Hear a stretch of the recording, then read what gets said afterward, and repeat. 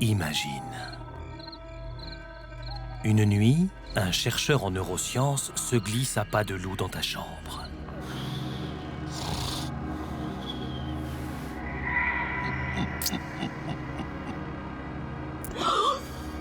Il t'anesthésie et te transporte dans son laboratoire, puis t'opère soigneusement pour extraire le cerveau de ton crâne et le plonger dans une solution offrant des conditions physiologiques adéquates. Ensuite, il le relie à un ordinateur très performant qui envoie des influx nerveux à ton cerveau comme le ferait ton corps.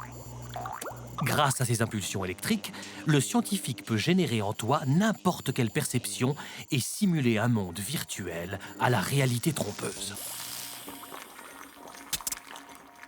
En effet, nos expériences conscientes sont générées par des processus cérébraux. Le corps ne joue aucun rôle là-dedans.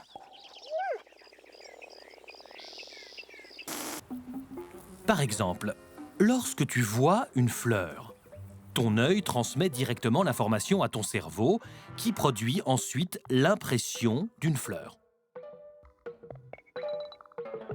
Le chemin de la fleur à l'œil, puis au cerveau, pourrait donc être épargné si l'on parvenait à reproduire artificiellement le même état cérébral. Il en va de même pour la musique, pour la douleur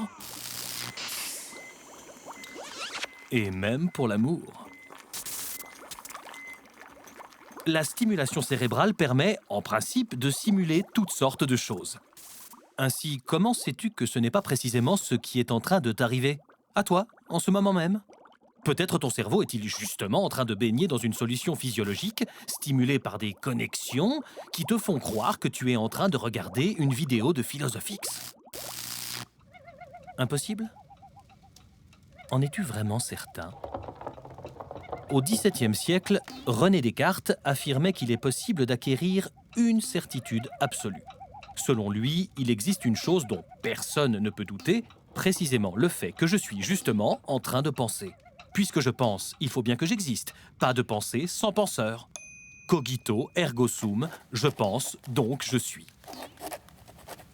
Mais comment savoir non seulement si je pense, mais si le monde autour de moi est vraiment tel que je le perçois? Comment être sûr que le monde existe? Peut-on vraiment exclure que tu ne sois pas simplement un cerveau dans une cuve?